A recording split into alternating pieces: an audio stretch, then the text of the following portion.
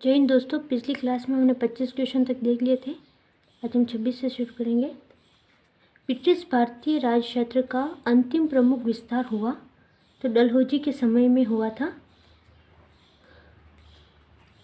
निम्नलिखित कथनों में से कौन सा एक गलत है? गोवा को 1987 ईस्वी में पूर्ण राज्य का दर्जा प्राप्त हुआ। दीव खंबात की खाड़ी में एक टापू है। दमन और दीव को भारत के संविधान के 56वें संशोधन द्वारा गोवा से अलग किया गया। दादरा और नगर हवेली 1954 ईस्वी तक फ्रांसीसी औपनिवेशिक शासन के अंतर्गत थे। तो जो दादरा और नगर हवेली वो 1954 ईस्वी के बाद भी पुर्तगाली जो औपनिवेशिक शासन है उसके अंतर्गत थे। फिर 1661 ईस्वी में पुर्तगालियों से इसे मुक्त कराया गया था। तो ये गलत होगा। उसके बाद भी रहा था ये फ्रांसीसी के जो 1954 के बाद भी फ्रांसीसी औपनिवेशिक शासन के अंतर्गत ही था। तो जो ऑप्शन डी होगा वो सही होगा। निम्नलिखित भारतीय शासकों में से कौन था जिसने विदेशों में आधुनिक पद्धति से दूतावास स्थापित किए थे? तो टीपू सुल्तान, जिन्होंने विदेशों में भी विदेश में जैसे फ्रांस, टर्की और इजिप्ट इनमें भी आधुनिक पद्धति से दूतावास स्थापित किए थे।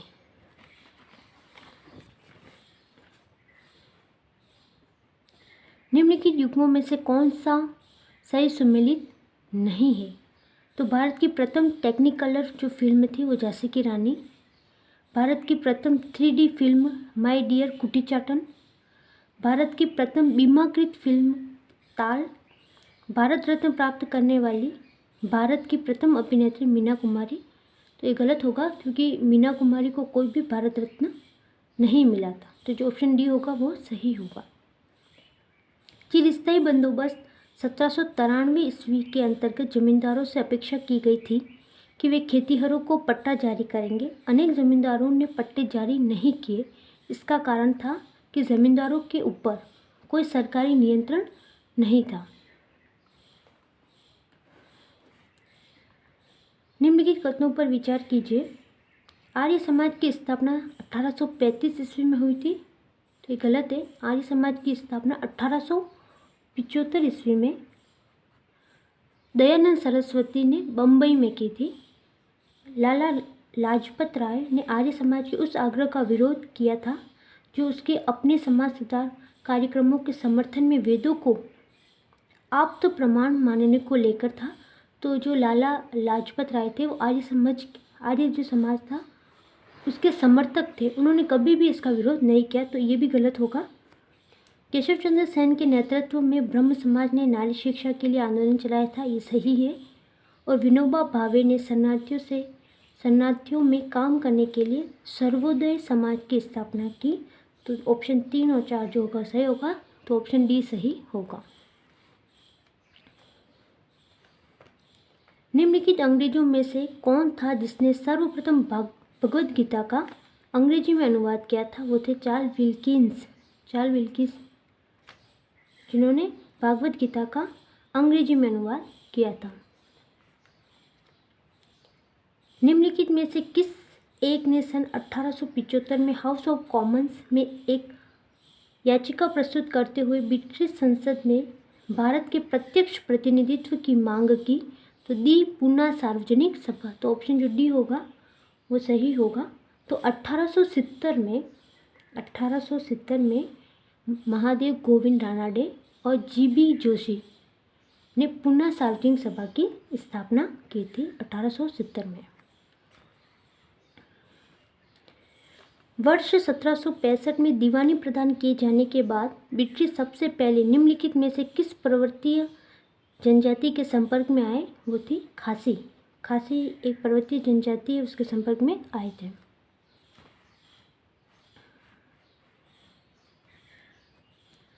सूची 1 भारत की उपनिवेशिक सरकार के अधिनियम को सूची 2 प्रावधान के साथ सम्मिलित कीजिए और सूचियों के नीचे दिए हुए कूट का प्रयोग करते हुए सही उत्तर चुनें। तो चार्टर एक्ट 1813 वो भारत में कंपनी का व्यापार एकाधिकार समाप्त कर दिया गया था। रेगुलेटिंग एक्ट 1773 कंपनी के निदेशकों को कंपनी के प्रबंध से संबंधित सभी पत्राचार और दस्तावेज ब्रिटिश सरकार को प्रस्तुत करने को कहा गया। एक्ट ऑफ 1858 शासन का अधिकार ईस्ट इंडिया कंपनी से ब्रिटिश क्राउन को हस्तांतरित कर दिया गया। और एक है पिट्स इंडिया एक्ट जो कि 1784 में, तो पिट्स इंडिया एक्ट था भारत में ईस्ट इंडिया कंपनी के कार्यों को पूरी तरह विनियमित करने के लिए ब्रिटेन में एक बोर्ड ऑफ कंट्रोल स्थापित करना। तो जो ऑप्शन ए होगा वो सही होगा।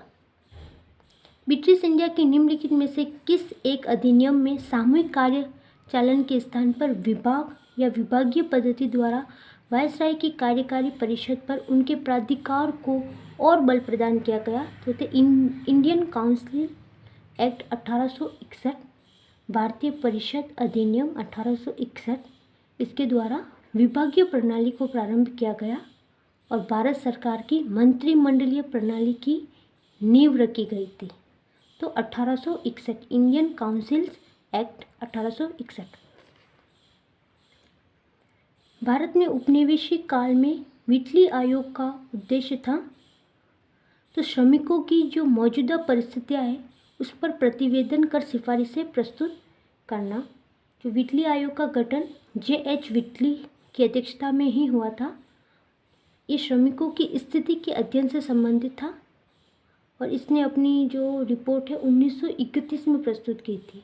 1931 में भारत में यूरोपीय शक्तियों के प्रवेश के संदर्भ में निम्न में से कौन सा कथन सही नहीं है?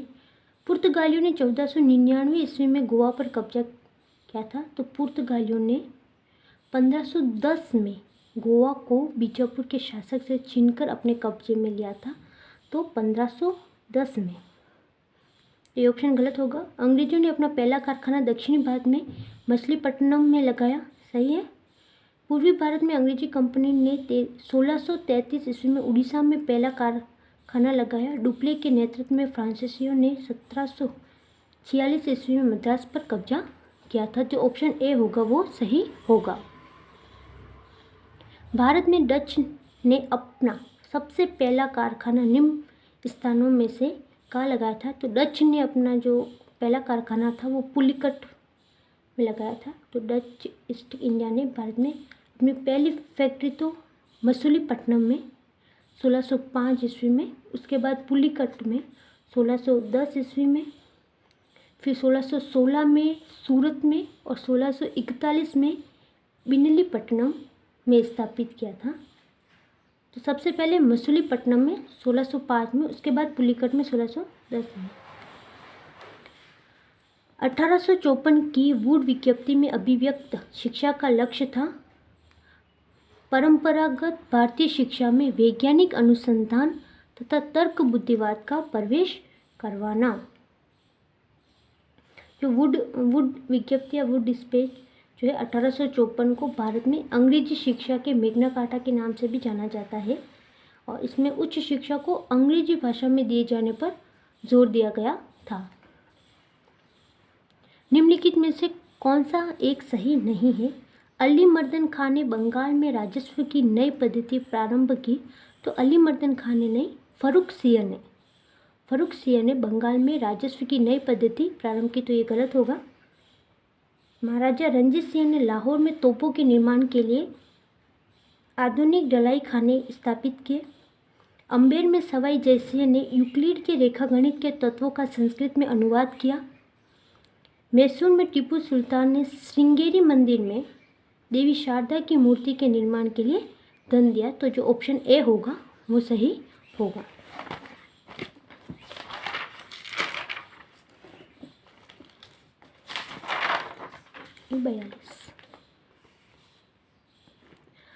चार्टर एक्ट 1833 में निम्न प्रावधानों में से कौन सा एक सही नहीं था? इसमें ईस्ट इंडिया कंपनी की व्यापारिक गतिविधियों पर नियंत्रण था। काउंसिल में परम सत्ताधिकारी के पदनाम को भारत के गवर्नर जनरल के पदनाम में बदलना, ये सही है। काउंसिल के गवर्नर जनरल को विधिकर्ता की सभी शक्तियाँ प्रदान करना। गवर्नर जनरल की काउंसिल में विधि सदस्य के रूप में एक भारतीय की नियुक्ति। तो गवर्नर जनरल जो थे इसकी काउंसिल में विधि सदस्य की तो नियुक्ति थी, लेकिन उसमें के रूप में किसी भारतीय की नियुक्ति नहीं थी। और इस पद पर सबसे पहले लॉर्ड जो मेकाले थे उनको विधि सदस्य के रूप में नियुक्त किया गया था, लॉर्ड मेकाले को। भारत में उपनिवेशी शासन के संदर्भ में 1883 में इल्बर्ट बिल का उद्देश्य था। तो इल्बर्ट बिल का उद्देश्य था कि जहाँ तक अदालतों की दांडिक अधिकारिता का संबंध था, भारतीय तथा यूरोपीय लोगों को बराबरी पर लाना। और जो इल्बर्ट बिल है वो वायसराय थे लॉर्ड रिपन के कार्यकाल में आया था ये।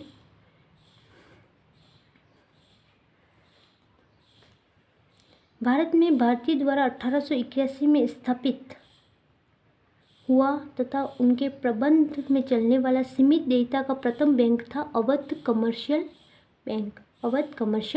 जो ऑप्शन बी होगा वो सही होगा। निम्नलिखित में से कौन से युग में सही सुमेलित है? ये अवधि दे रखी युद्ध 1767 से 69 ईस्वी में प्रथम आंग्लो मराठा युद्ध नहीं हुआ था, क्योंकि प्रथम आंग्लो और मराठा युद्ध 1775 से 1782 में हुआ था। फिर तृतीय आंग्लो और मैसूर युद्ध 1790 और 92 सही है। प्रथम आंग्लो और बर्मी युद्ध 1824 से 1826 ये भी सही है। द्वितीय आंग्लो और सिख युद्ध 1845 और 46 में नहीं हुआ था।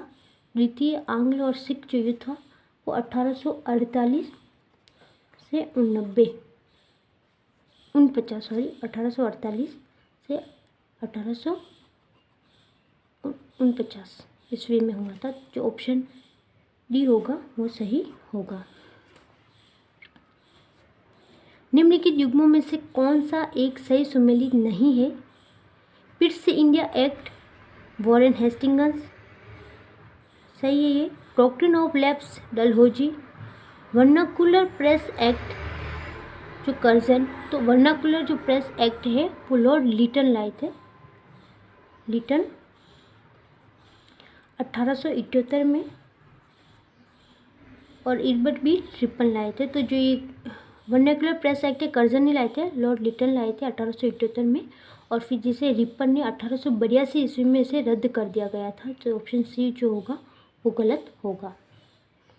भारत में ब्रिटिश साम्राज्य के दौरान निम्नलिखित वायसरायों पर विचार कीजिए। उपयुक्त की पदावलियों का सही कालानुक्रम है। तो सबसे पहले लॉर्ड कर्जन जो कि 1899 से 1905, 1899 से 1905। फिर लॉर्ड हार्डिंग जो थे 1910 से 1916। फिर लॉर्ड चैम्सफोर्ड 1916 से 1921। और फिर लॉर्ड इरविन जो थे 1926 से 1931 तक। तो जो ऑप्शन ए होगा वो सही होगा। भारत में ब्रिटिश शासन की निम्नलिखित देशी रियासतों के बारे में विचार कीजिए। सही कालानुक्रमिक क्रम जिसमें वे अंग्रेजों द्वारा कब्जा कर लिए गए थे। तो सबसे पहले सतारा पर कब्जा किया गया था, फिर संबलपुर और फिर झांसी। तो सतारा ये हड़प नीति द्वारा जो लॉर्ड डलहौजी थे उनकी जो नीति थी हड़प नीति, उनके द्वारा हड़प लिए गए थे। तो सबसे पहले सतारा को हड़पा था 1848 ईस्वी में, फिर संबलपुर 1849 ईस्वी में, और फिर झांसी को 1854 ईस्वी में। तो जो ऑप्शन सी होगा वो सही होगा। निम्नलिखित कथनों पर विचार कीजिए। पानीपत के तृतीय युद्ध में अहमद शाह अब्दाली ने इब्राहिम लोदी को पराजित किया। तो पानीपत का जो तृतीय युद्ध 1761 ईस्वी में अहमद शाह अब्दाली ने मराठों को हराया था। तो इब्राहिम लोदी को नहीं, मराठों को। तो ये गलत होगा। तृतीय आंग्लो और मैसूर युद्ध में टीपू सुल्तान की मृत्यु हुई थी। तो टीपू सुल्तान की जो मृत्यु है वो चतुर्थ आंग्लो और मैसूर युद्ध में 1799 ईस्वी में टीपू सुल्तान की मृत्यु हुई थी। प्लासी के युद्ध में नवाब सिराजुद्दौला की पराजय के लिए मीर जाफर ने अंग्रेजों से मिलकर षड्यंत्र रचा। तो उपरोक्त कथनों में से कौन सा सही है? तो केवल तीसरा जो है वो सही होगा। कुंवर सिंह 1857 ईस्वी में विद्रोह के प्रमुख नायक थे। वह निम्नलिखित में से किससे संबंध थे? तो वो बिहार से संबंध थे। कुंवर सिंह बिहार के भोजपुर जिले से संबंधित थे और भोजपुर जिले का भी गांव जगदीशपुर के निवासी थे, तो वो बिहार से संबंधित थे। निम्नलिखित में से कौन सा एक क्षेत्र 1857 ईस्वी के विद्रोह से प्रभावित नहीं था? वो था चित्तौड़। झांसी से तो रानी लक्ष्मीबाई हम जानते, लखनऊ से बेगम हजरत महल और जगदीशपुर से कुंवर सिंह थे। तो चित्तौड़ से कोई नहीं था, तो चित्तौड़ जो थे वो प्रभावित नहीं हुआ था 1857 के विद्रोह से। निम्नलिखित कथनों पर विचार कीजिए। ईश्वरचंद्र विद्यासागर ने महिलाओं की शिक्षा को प्रोत्साहित करने के प्रमुख उद्देश्य से कलकत्ता में बैतून स्कूल स्थापित किया। तो ये सही है। बंकिम चंद्र चट्टोपाध्याय कलकत्ता विश्वविद्यालय के प्रथम स्नातक थे। एक तो बंकिम चंद्र चट्टोपाध्याय है वो, और एक थे गट्टूनाथ बोस।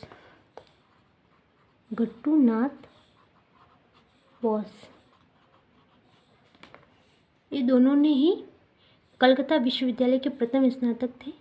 केशव चंद्र सेन के सती प्रथा के विरुद्ध अभियान के फलस्वरूप तत्कालीन गवर्नर जनरल ने सती प्रथा पर प्रतिबंध के लिए कानून बनाया था।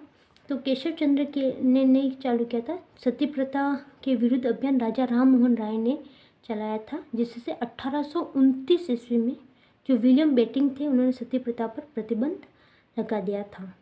जो ऑप्शन बी होगा वो सही होगा। निम्नलिखित में से किसने वर्नाक्यूलर प्रेस एक्ट निरस्त किया था? तो लॉर्ड रिपन ने इसको निरस्त किया था और इसको लाए थे लॉर्ड लिटन।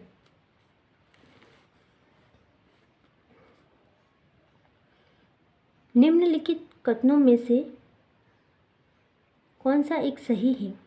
आधुनिक कोची भारत की स्वतंत्रता तक डच उपनिवेश था। डचों ने पुर्तगालियों को, तो डच उपनिवेश नहीं था, उससे पहले वो पुर्तगालियों का भी उपनिवेश रह चुका है। डचों ने पुर्तगालियों को पराजित किया और आधुनिक कोची में उन्होंने फोर्ट विलियम का निर्माण किया। तो ये सही है। आधुनिक कोची पहले डच उपनिवेश था जिस पर बाद में पुर्तगालियों का अधिकार हो गया। नहीं, पहले पुर्तगालियों का था, बाद में डच ने उन्हें पुर्तगालियों को पराजित कर दिया था। तो ये गलत होगा। आधुनिक कोची कभी भी ब्रिटिश उपनिवेशों का भाग नहीं थी, ऐसा नहीं है वो थी। तो ऑप्शन जो बी होगा वो सही होगा। निम्नलिखित कथनों पर विचार कीजिए। वॉरेन हेस्टिंग्स प्रथम गवर्नर जनरल थे जिन्होंने भारत में ब्रिटिश ढांचे पर आधारित एक नियमित पुलिस बल स्थापित किया था।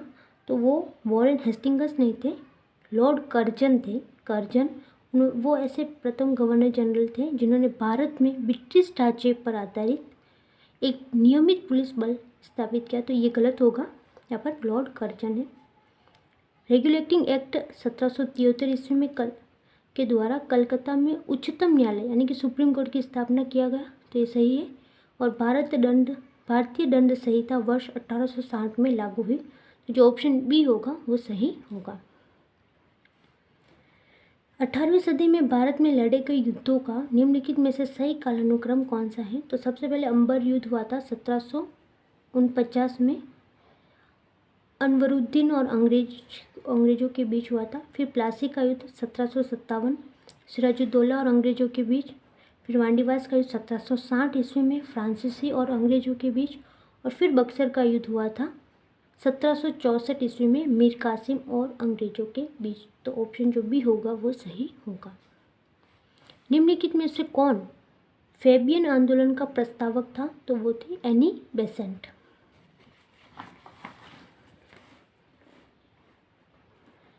निम्नलिखित कथनों पर विचार कीजिए।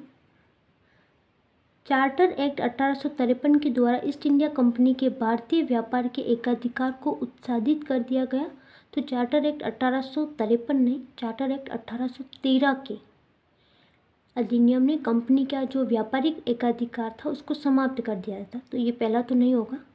गवर्नमेंट ऑफ इंडिया एक्ट 1858 के अंतर्गत ब्रिटिश संसद ने ईस्ट इंडिया कंपनी को पूर्णतः समाप्त कर भारत में सीधा शासन करने का उत्तरदायित्व ग्रहण किया। तो जो ऑप्शन बी होगा वो सही होगा। निम्नलिखित विद्रोह में से किसको बंकिम चंद्र चटर्जी ने अपने उपन्यास आनंद मठ में उल्लेख करके प्रसिद्ध किया है? वह सन्यासी विद्रोह। जो आनंद मठ जो उपन्यास है वो एक बंगाली उपन्यास है और उसमें सन्यासी विद्रोह का उल्लेख कर उन्होंने उसको प्रसिद्ध किया है। 1857 के विद्रोह के संदर्भ में निम्नलिखित में से किसे उसके मित्र ने धोखा दिया तथा जिसे अंग्रेजों द्वारा बंदी बनाकर मार दिया गया? वो तात्या टोपे थे, जिनके और उनके मित्र थे मानसिंह। मानसिंह ने उन्हें धोखा दिया और इन्हें अंग्रेजों द्वारा पकड़वा दिया गया। सिपाही विद्रोह के समय भारत का गवर्नर जनरल कौन था? सिपाही विद्रोह यानी कि 1857 का जो विद्रोह था उसे को कहते हैं। उस समय जो भारत के गवर्नर जनरल थे वो थे लॉर्ड कैनिंग, जो थे वो लॉर्ड कैनिंग। निम्नलिखित में से किसने सोम प्रकाश नामक समाचार पत्र शुरू किया था? तो सोम नामक जो समाचार पत्र है वो ईश्वर चंद्र विद्यासागर ने शुरू किया था। ये प्रथम बंगाली राजनीतिक अखबार है सोम प्रकाश, जो कि 1858 में कलकत्ता से प्रकाशित हुआ। तो प्रथम बंगाली राजनीतिक अखबार सोम प्रकाश कलकत्ता से प्रकाशित हुआ 1858 ईस्वी में ईश्वर चंद्र विद्यासागर ने शुरू किया। ब्रिटिश द्वारा कुशासन का बहाना लेकर निम्नलिखित प्रांतों में से किस एक का शासक हटा दिया गया था? तो वो थे अवध का, क्योंकि बाकी झांसी, नागपुर, सितारा इन सबको हड़प नीति के द्वारा हड़प लिया गया था। झांसी को 1853, नागपुर 1854 और सतारा 1848। प्रथम कारखाना अधिनियम जो महिलाओं और बच्चों के काम के घंटों को सीमित करता है और स्थानीय सरकारों को आवश्यक नियम बनाने के लिए अधिकृत करता है, किसके समय में अपनाया गया? तो लॉर्ड रिपन के समय में अपनाया गया था। प्रथम कारखाना अधिनियम 1881 ईस्वी 1881 तो लॉर्ड रिपन के द्वारा अपनाया गया था। निम्नलिखित यूरोपियनों में से कौन सा एक स्वतंत्रता पूर्व भारत में व्यापारी के रूप में सबसे अंत में आया? तो जो फ्रांसीसी थे वो सबसे अंत में आए थे। सबसे पहले आए थे पुर्तगाली, 1458 ईस्वी में आए थे। 1458 ईस्वी में आए थे। फिर अंग्रेज आए थे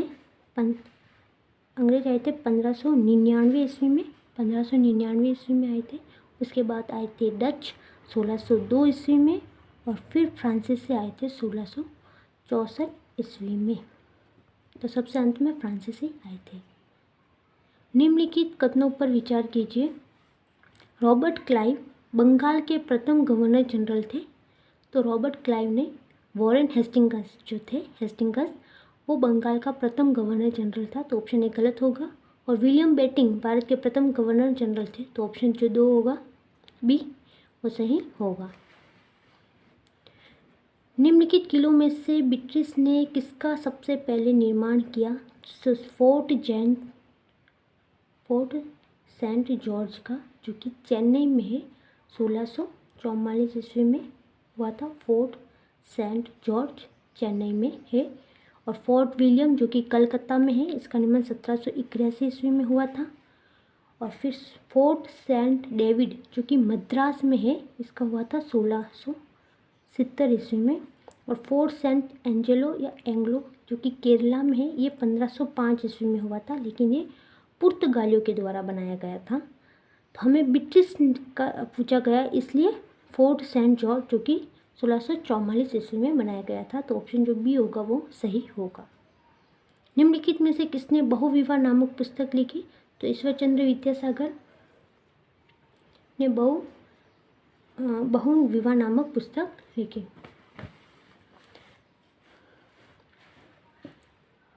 सूची 1 को सूची 2 से सम्मिलित कीजिए और सूचियों के नीचे दिए हुए कूट का प्रयोग करते हुए सही उत्तर चुनिए। इधर लेखक और इधर कृति उनकी।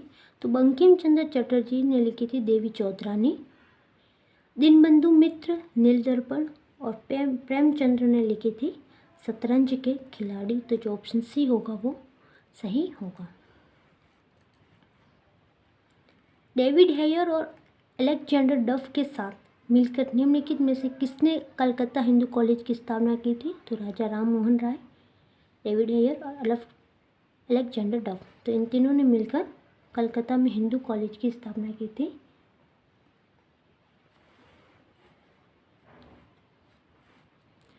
निम्नलिखित कथनों पर विचार कीजिए।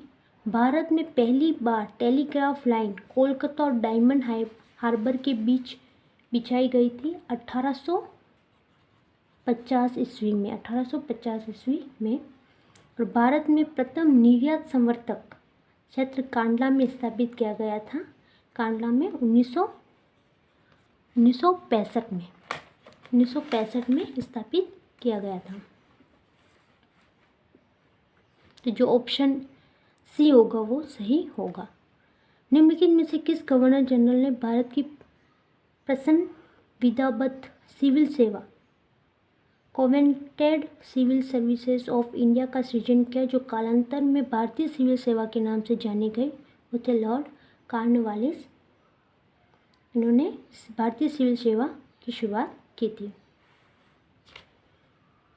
1793 ईस्वी में एक विनियम द्वारा जिला कलेक्टर को उसकी न्यायिक शक्तियों से वंचित कर दिया गया और केवल संग्राहक अभिकर्ता बना दिया गया। ऐसे विनियमन का कारण क्या था? तो लॉर्ड कॉर्नवालिस जिला कलेक्टर में संकेंद्रित इतनी विशेष शक्ति से सतर्क हो गया था और महसूस करता था कि एक व्यक्ति में इतनी परम शक्ति का होना अवांछनीय है। तो जो ऑप्शन सी होगा वो सही होगा।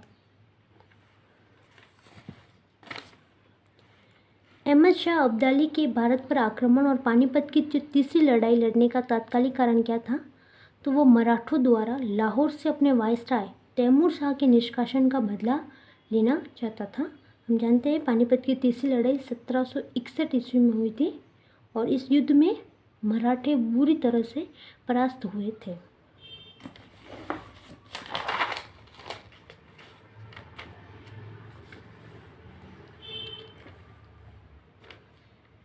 पांडिचेरी वर्तमान पुदुचेरी के संदर्भ में निम्नलिखित कथनों पर विचार कीजिए। पांडिचेरी पर कब्जा करने वाली पहली यूरोपीय शक्ति पुर्तगाली थे, ये सही है। पांडिचेरी पर कब्जा करने वाली दूसरी यूरोपीय शक्ति फ्रांसीसी थे। तो दूसरी जो शक्ति थी वो डच थी, फ्रांसीसी नहीं थी। अंग्रेजों ने कभी पांडिचेरी पर कब्जा नहीं किया, तो अंग्रेजों ने 1761 ईस्वी में इस पर कब्जा किया था। 1761 ईस्वी। तो जो ए ऑप्शन होगा वो सही होगा। 1793 में लॉर्ड कॉर्नवालिस की भू व्यवस्था प्रणाली लागू होने के बाद कानूनी विवादों की प्रवृत्ति में बढ़ोतरी देखी गई थी।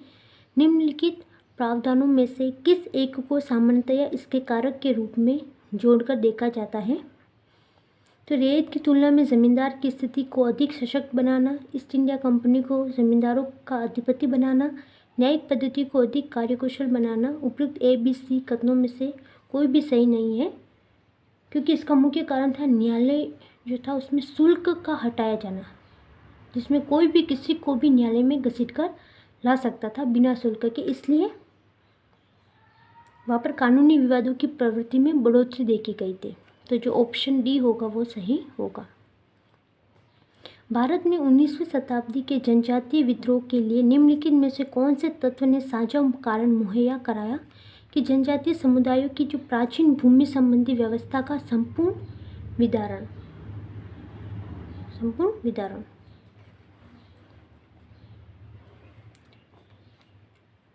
भारत में उपनिवेशी शासनकाल में होम चार्जेस भारत से संपत्ति दोहन का महत्वपूर्ण अंग थे। निम्नलिखित में से कौन सी निधि या निधियां होम चार्जेस की संगठक थी?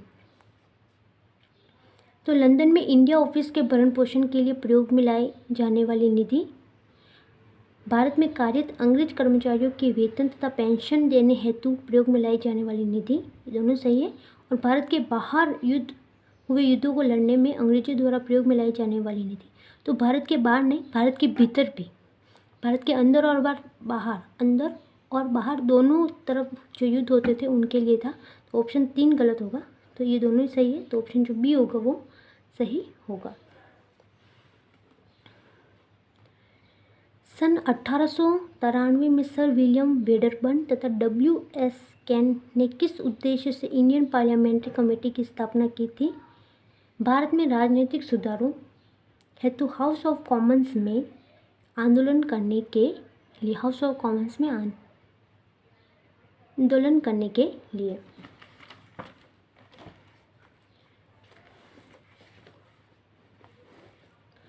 रैयतवारी बंदोबस्त के संदर्भ में निम्नलिखित कथनों पर विचार कीजिए। किसान द्वारा लगान सीधे सरकार को दिया जाता था, सही है। सरकार रैयत को पट्टे देती थी। कर लगाने के पूर्व भूमि का सर्वेक्षण और मूल्य निर्धारण किया जाता था, तो ऑप्शन जो सी होगा वो सही होगा। निम्नलिखित में से कौन सा कथन ब्रह्म समाज के बारे में सही है? तो इसने मूर्ति पूजा का विरोध किया था, ये सही है। इसने धार्मिक ग्रंथों की व्याख्या के लिए पुरोहित वर्ग की आवश्यकता से इनकार किया, ये भी सही है। इसने इस सिद्धांत को लोकप्रिय बनाया कि वेद अचूक है, तो ये तीसरा गलत होगा, तो ऑप्शन जो बी होगा वो सही होगा, 1 और 2। निम्नलिखित पर विचार कीजिए। मृदा के स्वरूप और उपज के गुणों के आधार पर भूमि राजस्व का मूल्यांकन, युद्ध में चलती फिरती तोपों का उपयोग, तंबाकू और लाल मिर्च की खेती। उपयुक्त में से कौन सा अंग्रेजों की भारत को देन थी? तो इसमें से कोई नहीं थी। अंग्रेजों ने भारत को इन तीनों में से कुछ नहीं दिया था, तो इसमें ऑप्शन जो डी होगा वो सही होगा। इल्बर्ट-बील विवाद किससे संबंधित था? तो यूरोप के लोगों के मामलों की सुनवाई के लिए भारतीय न्यायाधीशों पर लगाई गई अयोग्यताओं का हटाया जाना, इससे संबंधित था इल्बर्ट-बील,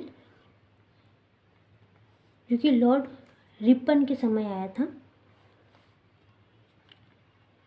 रेडक्लिफ समिति को नियुक्त किया गया था भारत और पाकिस्तान के बीच की सीमाओं का परिसीमन करने के लिए। 1905 में लॉर्ड कर्जन द्वारा किया गया बंगाल का विभाजन कब तक चला? तो सम्राट जॉर्ज पंचम ने 1911 में दिल्ली के राज दरबार में कर्जन एक्ट को रद्द किया गया। तो जो जॉर्ज पंचम है 1911 में भारत आए थे, जॉर्ज पंचम 1911 में भारत आए थे और इसने राजधानी को कोलकाता से दिल्ली स्थानांतरित करने का निर्णय लिया था और तभी दिल्ली के राज दरबार में उन्होंने कर्जन एक्ट को भी रद्द कर दिया। महारानी विक्टोरिया की उद्घोषणा 1858 का उद्देश्य क्या था? कि भारतीय राज्यों को ब्रिटिश साम्राज्य में मिलाने के किसी भी विचार का परित्याग करना है, सही है। भारतीय प्रशासन को ब्रिटिश क्राउन के अंतर्गत रखना, भारत के साथ ईस्ट इंडिया कंपनी के व्यापार का नियमन करना, तो ऑप्शन 3 ये जो तीसरा कथन है वो गलत होगा, तो जो ऑप्शन ए होगा वो सही होगा। मंगानिया नामक लोगों का एक समुदाय किसके लिए प्रसिद्ध है? तो उत्तर पश्चिम भारत में संगीत परंपरा के लिए, उत्तर पश्चिम यानी कि राजस्थान जो है उसमें संगीत परंपरा के लिए प्रसिद्ध है मंगानिया नामक लोगों का एक समुदाय। गद्दर था तो भारतीयों का एक क्रांतिकारी संघ था जिसका मुख्यालय सैन फ्रांसिस्को के अमेरिका में था और इसकी जो स्थापना है भारत के पंजाबियों के द्वारा की गई थी। इसका उद्देश्य भारत को स्वतंत्र कराना था। इसके प्रमुख सदस्य थे लाला हरदयाल, साहिब सिंह माखना, करतार सिंह सराभा तथा रास बिहारी बोस। आज के लिए यही तक, अगले क्वेश्चन नेक्स्ट वीडियो में करेंगे। तब तक के लिए धन्यवाद। जय हिंद।